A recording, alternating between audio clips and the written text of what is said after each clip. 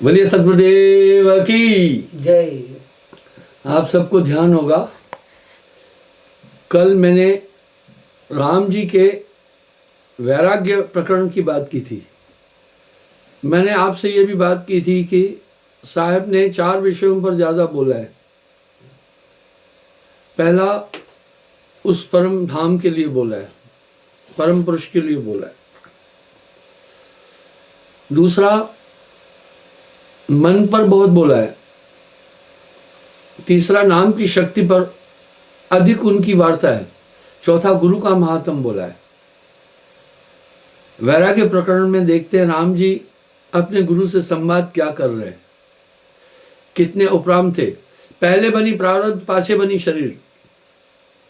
आप देखते हैं कुछ बच्चे इतने चैतन्य हैं कि आपको मैं क्या बताऊं, बहुत चैतन्य होते हैं। ये शरीर बाद में बनता है, पहले प्रारब्ध होता है। आदमी संस्कारों को लेकर जन्म लेता है और परिष्कार उसको पोषित करते हैं। हे मुनिवर, यह मेरा चित्त काम, क्रोध, लोभ, मोह, तृष्णा आदि दुखों के द्वारा जर्जर हो गया है। आप तेरा बैरी कोई नहीं, तेरा बैरी मन। उपम्पो, कभी कोई छोटी घटना होती है तो मन में विषाद, आदमी डिप्रेशन में चला जाता है। यही बात राम जी कह रहे हैं अपने गुरु से कि ये संसार के जो विषय हैं ये बहुत काम, क्रोध, लोभ, मोह, अहंकार आदि बहुत दुखदाई है। इनसे मेरा अंतःकरण जर्जर हो गया है और उन महापुरुषों को जो इनको नियंत्रित कर चुके हैं उनकी शिक्षा की तरफ नहीं जाने दे रहा है। ये संवाद राम जी अपने गुरु वशिष्ठ जी से कर रहे हैं।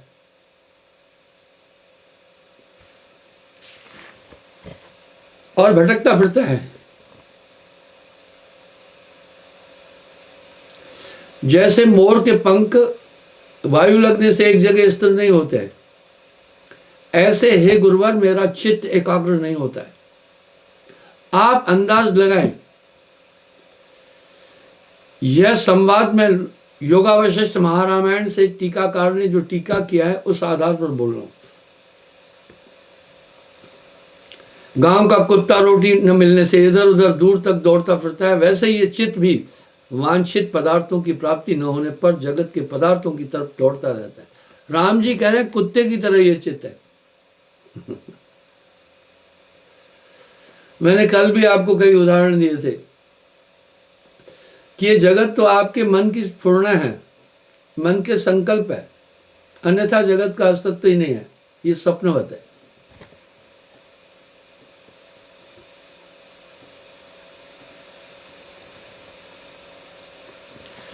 इसमें इतना लोभ है मन में, कह रहे हैं फिर इस मन को कहीं धन भी मिल जाता है, ये तृप्त होता नहीं है। जैसे बांस के पिटारे में चाहे समुद्र उड़ेल दो नहीं भरेगा। अगर बांस के पिटारे में पूरा समुद्र भी उंडेल दे नहीं भरेगा। क्या राम जी का संवाद है अपने गुरु से, कैसे कह रहे हैं? कह रहे हैं कि ये नहीं भरता, ये चारों तरफ मुझे विचलित करता हुआ घूम रहा है। बड़ा रोचक प्रसंग है। साधारण व्यक्ति नहीं बोल रहे, राम जी बोल रहे हैं।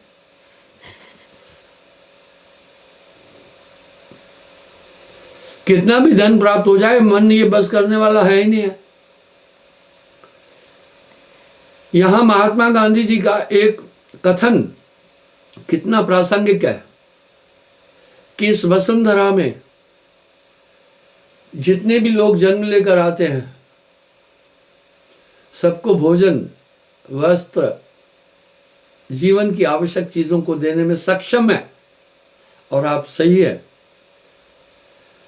मेरे जीवन काल में, मेरे देखते देखते इस 72 साल के अंदर हमारे देश की जनसंख्या 5 गुना बढ़ गई है, 4.5 गुना।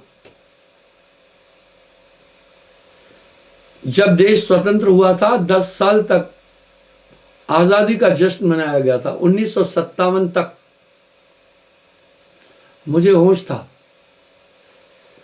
हम सब गाया करते थे। जब भी 26 जनवरी या 15 अगस्त आता था, स्कूलों में बड़ी प्रैक्टिस कराया करते थे। उसमें गीत गाते थे, बत्ती भारत प्यारा देश हमारा, तन मन उस पर वारेंगे। उसमें एक कड़ी में आता है 32 करोड़ है जिसके वासी, फिर क्यों छाई आज उदासी। यानी इसी भारत भूमि में हम 32 करोड़ थे, आज हम 130 करोड़ है, लेकिन आज भी सबको भोजन दे रही है ये वसुंधरा। लेकिन महात्मा गांधी क्या कर रहे हैं, इस वसुंधरा में इतनी क्षमता है, जन्म लेने वाले हर आदमी को जल दे देती है, पूरा पूरा भोजन देती है, वस्त्र देती है, उसकी आवश्यकताएं की सभी चीजें उसे प्रदान करती है। पर एक लालची आदमी, महत्वाकांक्षी आदमी की आकांक्षा को पूरा करने में यह धरा भी सक्षम नहीं है। लोभ का कोड़ी कोड़ी जोड़कर कीने लक्ष करोड़, कोड़ी संग न जात है केता दाम बटोर। आप ऐसा मत सोचना, जगत के पदार्थों के प्रति सबके अंदर वैराग्य भी आता है। वो देखता है जब जगत के पदार्थों को तो उसमें असारता उसे नजर आती है। यहाँ राम जी का ही संवाद नहीं है केवल, हर व्यक्ति में आता है, लेकिन मन वहां स्थिर होकर चिंतन नहीं करने देता।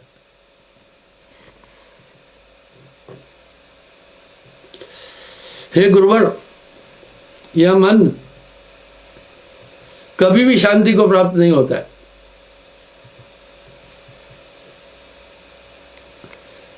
वैसे ही जैसे अपने समूह से बिछड़ा हुआ मृग भटकता फिरता रहता है, मृगा, वाइल्ड बेफेलो और कई जानवर समूह में रहते हैं जंगलों में अपनी सुरक्षा के लिए, इस तरह जंगली बकरे भी रहते हैं। अगर वो अपने समूह से भटक जाता है तो वो बिछड़ जाता है, तो भटकता फिरता है, उसे शांति नहीं मिलती है। मन एक अशांत चीज है, मन कभी तृप्त होने वाला नहीं है। इसका एक ही साधन है, इसका निग्रह ही तृप्ति होती है। मन ही के हारे हारे, मन ही के जीते जीत, पार ब्रह्म को पाइए मन ही के प्रति। आप इस मन को देखिए, आप स्वयं अंदाज लगाना। कभी ये मन स्थूल पदार्थों में खो जाता है और कभी ये विषय वासनाओं के खेद में आसक्त हो जाता है। और ये मन कैसा है, जैसे मृगा खाई के पार उस पार लगे हुए हरे घास को खाने के लिए कूदता है, ललचा कर कूदता है, लेकिन उसे ये नहीं मालूम है कि इतनी लंबी मेरी छलांग नहीं होगी, गिर जाता है। इस तरह सुख के खोज को करते करते ये मनुष्य भयंकर दुखों को प्राप्त हो जाता है। तनधर सुखिया कोई न देखा, तनधर सुखिया कोई न देखा, जो देखा वो दुखिया, वाटे वाट हर कोई दुखिया, क्या तब से क्या वैरागी। ये दुखों का घर है भाइयों। इसलिए साहब ने, माता पिता हमेशा अपने बच्चे का कल्याण चाहते हैं। साहब ने आकर गांव गांव गली गली घूमे हैं, पर वो यहाँ क्या कह रहे हैं, मैं आया संसार में, फिरा गांव की खोर खोर, गली और कोनों को कहते हैं। ऐसा बंदा ना मिला जह लीजिए फटक बशोर। कह रहे हैं कोई ऐसा तैयार ही नहीं मिला उस देश के जाने के लिए। एक जगह संवाद आता है, एक बार नारद जी ने विष्णु जी से कहा, महाराज आप दयालु है, आपका स्वर्ग खाली पड़ा है और संसार में लोग दुखी है। कोई कहीं सो रहा है, किसी को बिस्तर नहीं है, किसी को घर नहीं है, किसी को वस्त्र नहीं है, बड़े दुखी है। आप तो दयालु है ना, संसार के लोगों को, दुखियों को बुलाओ, यहां आकर के विश्राम करें, पुण्य लाभ। आप तो अधिष्ठा हैं जगत के। बोला नारद ठीक है, तुम ले आओ जितने लोगों को लाना चाहते हो स्वर्ग में, मैं उनको रख लूंगा। नारद जी मृत्युलोक में आए और लोगों को अपना परिचय दिया, मैं ब्रह्मपुत्र नारद हूं, मैं स्वर्ग से प्रभु का संदेश लाया हूं, आप चलो वहां। किसी ने कहा अभी बच्चे छोटे हैं, बाद में चलेंगे। किसी ने कहा घर का कार्य अभी मुझे देखना पड़ता है, मेरे भाई बंधु बड़े हो जाएं फिर चलेंगे। किसी ने कहा कि मेरा बाप अभी थोड़ा बीमार है, ठीक हो जाए फिर चलेंगे। यानी इसी प्रकार से चारों तरफ घूमता रहा। ऐसा कोई नहीं मिला कि उस समय वहां चलने के लिए तैयार हो। वाह साहब क्या बोल रहे हैं। मैं आया संसार में, फिरा गांव की खोर, ऐसा बंदा ना मिला जह लीजिए फटक पछोड़। नारद जी भी हतोत्साहित हो गए। उन्होंने कहा अभी मैं प्रभु को जाकर क्या उत्तर दूंगा। मैंने तो वहां डींग भरी थी कि वहां बहुत से लोगों को लाऊंगा।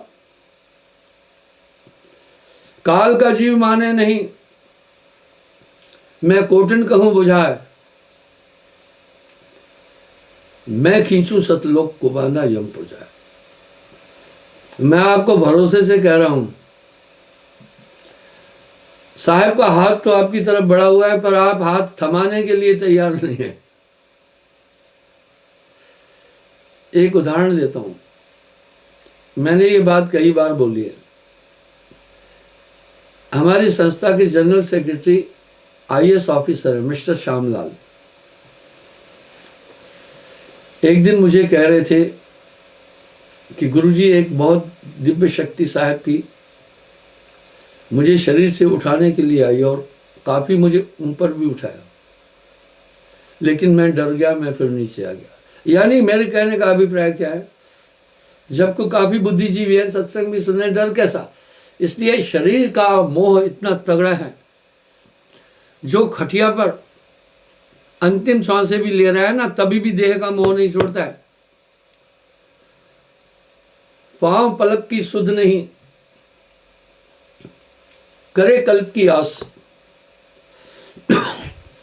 पानी माए घर किया, सो कस मरे प्यास। आखिर नारद जी हताश हुए बड़े। एक घर में देखा बूढ़े से बेटे बहुएं सब झगड़ा कर रहे थे। बुढ़ापे में निसंदेह अकल कम हो जाती है, बूढ़े लोग थोड़े बच्चों की तरह हो जाते हैं, क्योंकि मस्तिष्क भी शरीर का एक अंग है।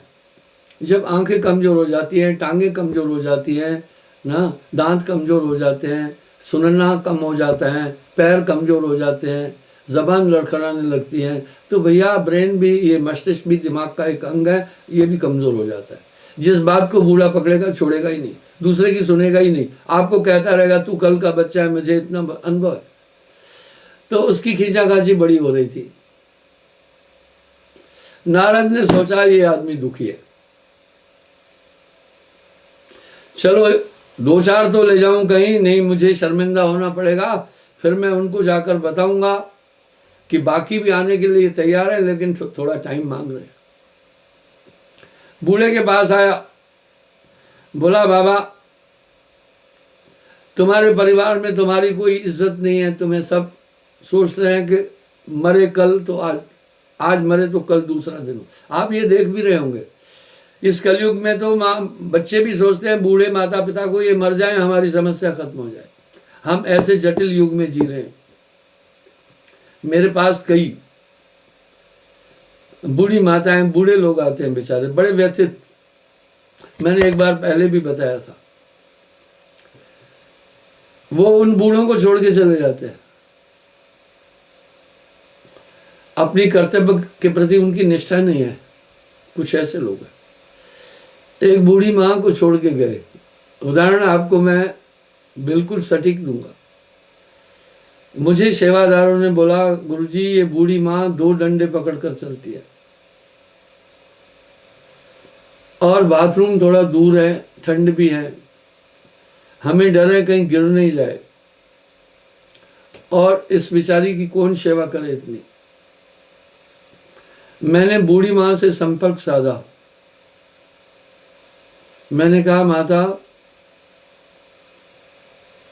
आप यहाँ कब से हैं? बोला गुरुजी 10-12 दिन हो गए। आप यहाँ कैसे आई? बोला मेरा पुत्र यहाँ छोड़ के गया। पुत्र ने क्या बोला कि साहब की वहां सेवा करो। सोचे ऐसे पुत्र पर धिक्कार नहीं है?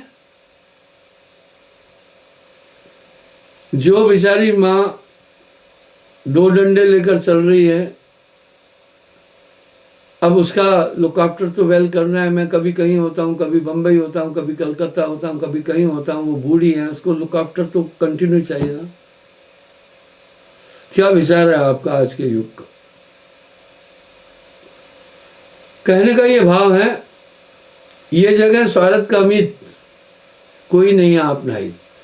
तो नारद ने जब बूढ़े को समझाया, भाई ठीक है चलो, आपका यहाँ खींचाकाची भी ज्यादा है, स्वर्ग में चलो, मैं ब्रह्मपुत्र नारद हूँ, आप चलो। बूढ़े ने कहा घर बिगाड़ू, तुम्हारे घरों में तो झंझट वंझट होता है, अपने ही हैं, अपने बच्चे हैं, अपनी बहू हैं, अपने पोतरे हैं। नारद ने कहा वो तो ठीक है, लेकिन वहां बड़ा आनंद है। बोला कोई बात नहीं है, चलूंगा। मेरे एक पोत्र का ब्याह होने वाला है, उसका ब्याह हो जाए तो महाराज मैं चल पड़ूंगा। नारद जी बेचारे हताश होकर आकर गए। विष्णु जी ने पूछा भैया लाए कुछ लोग? बोला महाराज काफी आने वाले हैं, थोड़ा धैर्य रखो, ले आऊंगा। विष्णु जी तो जानते हैं, मोह सकल व्याधुन को मूला, तासे उपजत बहुविध सुला। चलो कुछ समय बाद नारद पहुंचे, पुत्र का ब्याह भी हो गया था।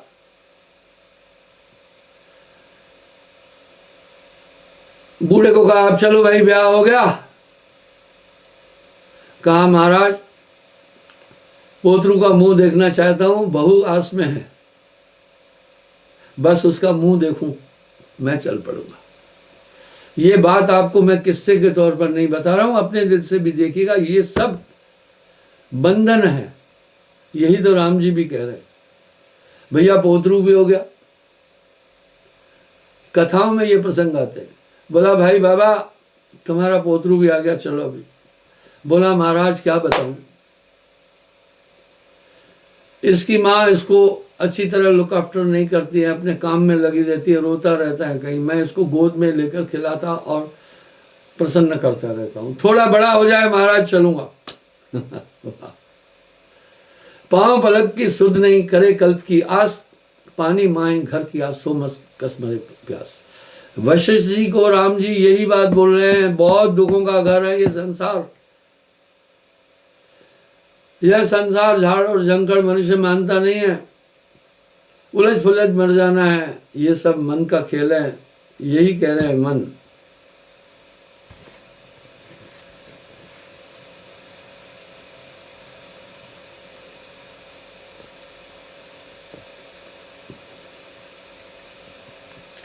मथा हुआ शीर समुद्र का जल, मनोरथ रूपी तरंगों से युक्त और माया रूपी मकरों से व्याप्त इस मन रूपी समुद्र को रोकने में असमर्थ हूं।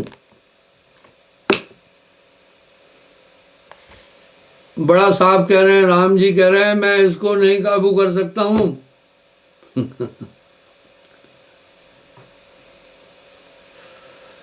रूपक बड़े सुंदर है, लेकिन वर्तमान में जो योगा वशिष्ठ आ रहे हैं उसमें टीकाकारों ने इतनी घुसपैठ की हुई है कि पूछो नहीं। आजकल तो आप देख रहे हैं टीवी पर एडिटिंग कैसे हो जाती है।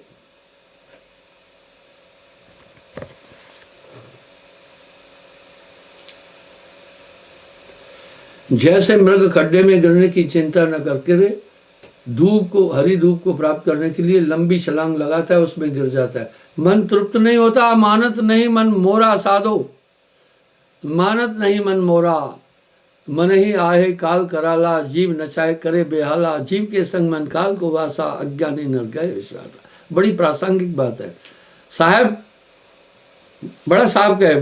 वेद हमारा भेद है, वेद हमारा भेद है, हम वेदों के माँ हैं। जौन भेद में मैं रहूं वेद भी जानत ना है। अरे वेद तो खुद कह रहा है ना, पूरी व्याख्या करके निराकार तक की कह तो रहा है ना, नहीं थी 3 बार बोल रहा है। मामला यहीं समाप्त नहीं, आगे भी कुछ है।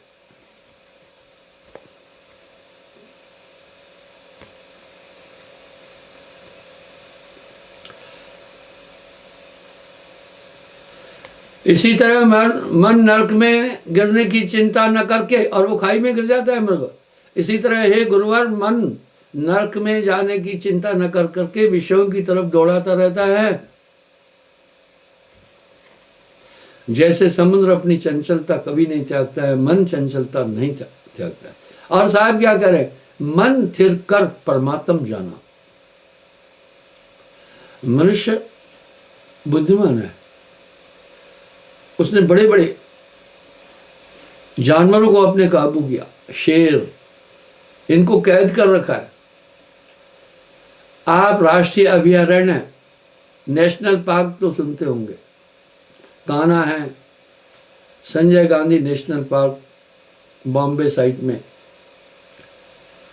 वहां रहने वाले पशु सोचते हैं हम स्वतंत्र हैं, नहीं है। एक दायरे के अंदर वो सिक्योर किए हुए हैं। हाँ, हो सकता है कान्हा जैसा विशाल अभयारण्य है, नेशनल पार्क है, जिसमें 2-2, 300 किलोमीटर जमीन आती है, पर वो कैद है। इस तरह बिन रसरी सकल जग बंधिया, वो बिना रस्सी के भी बंधे हुए हैं। जब भी वन विभाग के लोग उस शेर को अपने काबू करना चाहते हैं, 2 मिनट में करते हैं। एक बेहोशी का इंजेक्शन राइफल पर चढ़ाकर दूर से ही मार देते हैं, शेर 2 मिनट में ढेर हो जाता है, जहां चाहे ले जाए। तो शेर को पता ही नहीं चलता है कहां से बाहर आया। इस तरह ऐसे मौत आती है, सर पर हमेशा मंडरा रही है। आदमी अचेत है, काल खड़ा सर ऊपरे, काल गए है केस ना जाने कहे मारसी, क्या घर क्या परदेश। जैसे तो पिंजड़े में बंद शेर कभी स्थिर नहीं हो सकता, वो तो इधर उधर भटकता रहता है। सच में आत्मा इस तरह सुख के लिए यत्न कर रही है, बहुत यत्न सुख के किए, वाह, लेकिन भागीरथी प्रयास करने के पर्यंत भी जगत के पदार्थों से सुख प्राप्त नहीं हो सकता है ही नहीं सुख इसमें।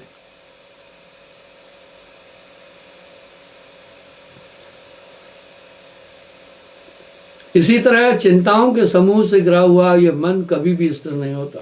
राम जी कहना क्या था, आप ये संवाद भी जानते होंगे। देखिए, कह रहे, यह मन नरक में गिरने की चिंता न करके विषयों की ओर दौड़ता है। जैसे समुद्र अपनी चंचलता कभी परित्याग नहीं करता है, वैसे ये मन अपनी अति चंचल पने की को कभी भी नहीं त्यागता।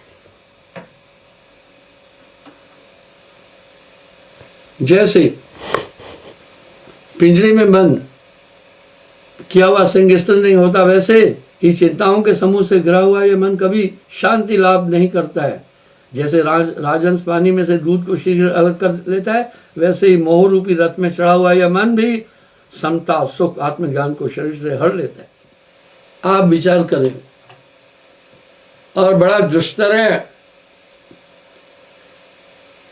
तभी तो साहब कह रहे हैं, तेरा बेरी कोई नहीं, तेरा बेरी मन। जीव के संग मन काल को वासा, अज्ञानी नर गए विश्वासा।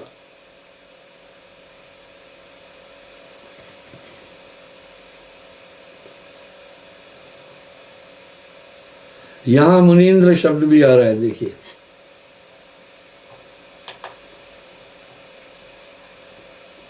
हे मुनीन्द्र, अनेक प्रकार की कल्पनाओं की शैया पर सोती हुई चित्त की वृत्ति किस प्रकार नहीं जागती है, इसी से किसी भी प्रकार से नहीं जागती है। इसी से मैं अत्यंत व्याकुल हूं। आप देखें, बिल्कुल स्पष्ट नहीं है। मैं साधक लोगों से प्रार्थना करता हूं, भैया 1 घंटा जरूर आप ध्यान में बैठना। कुछ लोग कहते हैं ध्यान में हमें कुछ नहीं अनुभव नहीं हुआ, कुछ तो कहते हैं भाई कुछ अनुभव। भैया माला तो कर में फिरे, जीभ फिरे मुख माए, मनवा तो 10 फिरे, यह भी सुमरण है, यह तो सुमरण नहीं है। कम से कम मैंने आपको एक उदाहरण दिया था, बच्चे ने कलम को बड़े अनूठे ढंग से पकड़ा था और लकीरें खींच रहा था। बैलेंस नहीं, वस्तु कहीं ढूंढे कहीं, उसने यूं पकड़ी थी कलम और यूं लकीरें खींच रहा था। वो कई जगहों को खराब कर देता है यूं। पर बनत बनत बन जाई साहब के द्वारे लग रहा है भाई। तो मेरे भाइयों, आप हताश नहीं होना। आपको समझ में तो आता जाएगा कि एक ऐसी ताकत मेरे शरीर में निवास कर रही है जो मेरी इच्छा के अनुकूल काम कर रही है, प्रतिकूल कर रही है। इतना जान लेने के बाद आप में प्रतिस्पर्धा की भावना जागेगी, उस ताकत से नियंत्रण करना चाहेंगे। याद रखना, मन का संचालन आपकी ऊर्जा से होता है, मन कुछ नहीं कर सकता है। मन पंगु है। जैसे ये शरीर पैरों के बिना नहीं चल सकता है, ऐसी तरह मन आत्मा की ताकत के बिना कुछ नहीं कर सकता है। आप अपनी ताकत देकर इसको संचालित कर रहे हैं। वाह, क्या बात है साहिब के इन शब्दों में। आप ही बंध लो। अपने आप ही इस आत्मा ने अपने आप को बांध लिया, जैसे स्वर्ण कांच मदल में भूखत निज रूप देखकर भूख कर मरो।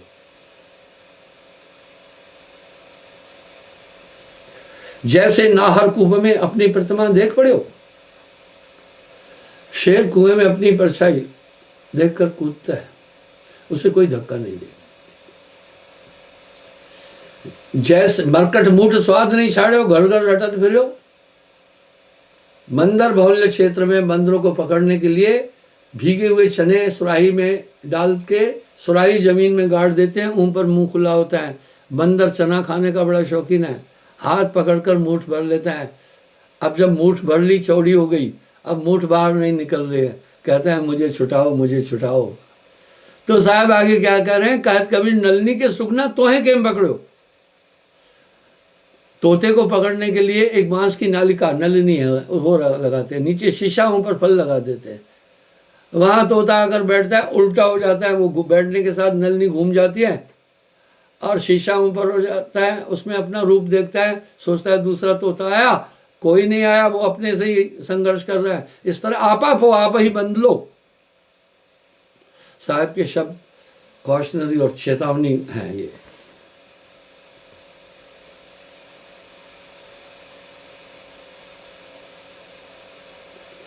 जैसे क्रूर कुकर, कुकर कुत्ते को कहते हैं, कुकरी के साथ मृतक के देह को भक्षण करता है, वैसे इस प्रकार मन ने तृष्णा रूपी स्त्री सहित मुझ ज्ञानहीन का भक्षण कर लिया है। हे ब्रह्मणे,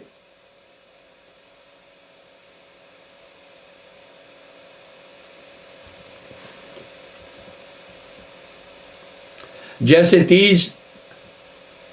तीर पर उगा हुआ वृक्ष नदी के वेग से उखड़कर बह जाता है, वैसे ही तरंग के सदृश चंचल और तीव्र गति को धारण करने वाले इस अज्ञानी चित्त ने मुझको बांध दिया। तीर किनारे को कहते हैं। आप देखते हैं ना, नदी के किनारे जो पेड़ हैं, जब बाढ़ आती है कैसे बह जाते हैं। बोला ये मुझे ऐसे ही बहा लेता है।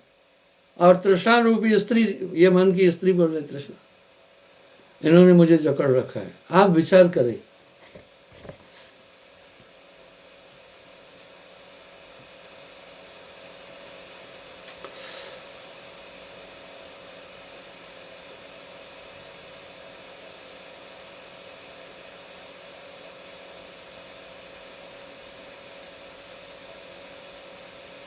आगे क्या करें। जैसे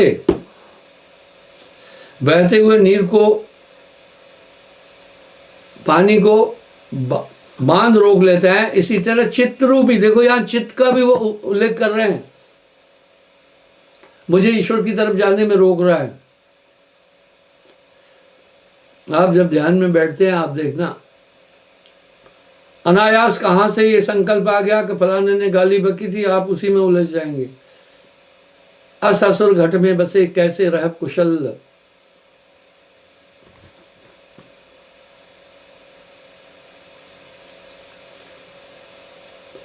जैसे ढेकरी बराबर रस्सी द्वारा ऊपर नीचे, पहले पुराने जमाने में क्या होता था, मैंने खुद देखा, रहट चलती थी, ढेकरी चलती थी, बैलों के द्वारा पखाल से पानी खींचते थे। उस समय पंप वगैरह नहीं थे। ये तो दुनिया अभी ज़्यादा जागी है, बड़ा पिछड़ापन था। जिसके घर में लालटेन होता था उसको बहुत एडवांस मानते थे। जिसके घर में साइकिल होती थी, क्या बात है। जिसने हाथ में घड़ी बांधी कहते थे वाह वाह फलाने के पास घड़ी है।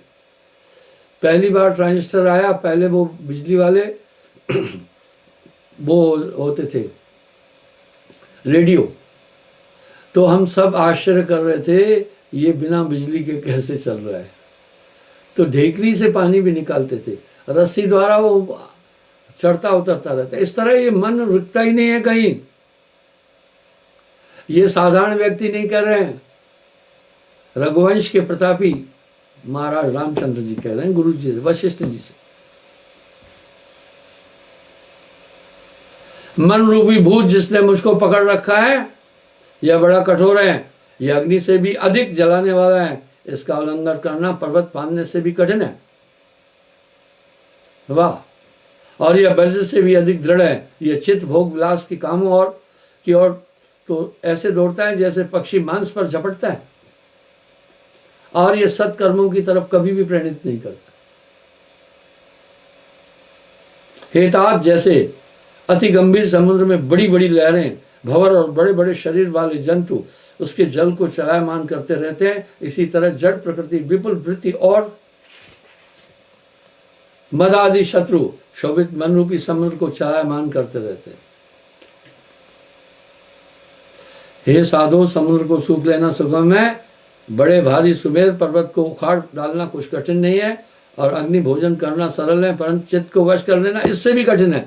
ठीक वैसे ही तो अर्जुन ने भी तो वासुदेव कृष्ण से यही बात की। हे जनार्दन, वायु गंढती, हवा की गठान नहीं लगा सकती है, मैं लगा लूंगा, कोशिश करूंगा। उधर ही मंथन है, समुद्र का मंथन नहीं हो सकता, असाध्य है, तभी भी मैं संभव चेष्टा कर सकता हूँ। शून्य का भंजन वो भी, लेकिन मन को नियंत्रित करना मत बोलो। यही तो ये भी बोल रहे हैं भाई, मेरे मन का तो संवाद वो भी कर रहे हैं ना। आप गंभीरता से साहब की बात सुने। बस इस मनुष्य ने बड़े बड़े जानवरों को अपने अधीन किया है युक्ति से। सांड में एक आदमी के से 6-7 आदमी की ताकत है, हाथी में कितनी ताकत है, इंसान ने युक्ति से काबू किया। इस तरह नाम होए तो मात नवावे, ना तो ये मन बान नचाए। चिंता तो सतनाम की और न चितवे दास, जो कुछ चितवे नाम बिन यही काल की पास। इससे आप हमेशा सावधान रहना, आपका बैरी है। पहले मन में संकल्प उठता है, बुद्धि उसकी पुष्टि करती है, चित्त उसको संपन्न करने की ताकत देता है, अहंकार चित्त उसको दिशा देता है, और अहंकार उसको संपन्न करने की ताकत देता है। इसकी सेना में बहुत बड़े बड़े धुरंधर हैं। इसलिए नाम के बिना इस संसार सागर से कोई पार नहीं हो सकता है, क्योंकि वो नाम चेतन नाम है, गुरु सजीवन नाम बताए। उसके बाद ये आंतरिक रिपु शत्रु समझ में आते हैं, उन पर नियंत्रण संभव है। क्षमा चाहता हूँ, समय हो रहा है, कल पुनः मैं हाजिर हो जाऊँगा साहेब।